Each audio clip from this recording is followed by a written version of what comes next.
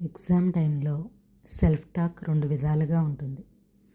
నాకు రావడం లేదు, నేను ఫెయిల్ అవుతానేమో అనేది నెగిటివ్ టాక్ అయితే, నేను ప్రిపేర్ అయ్యాను, నాకు వచ్చిందే రాస్తాను అనేది positive talk.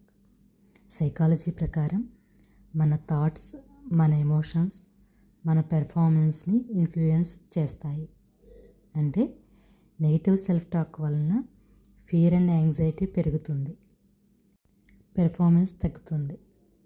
Positive self talk వలన కామ్నెస్ అండ్ కాన్ఫిడెన్స్ పెరిగి పెర్ఫార్మెన్స్ బాగుంటుంది.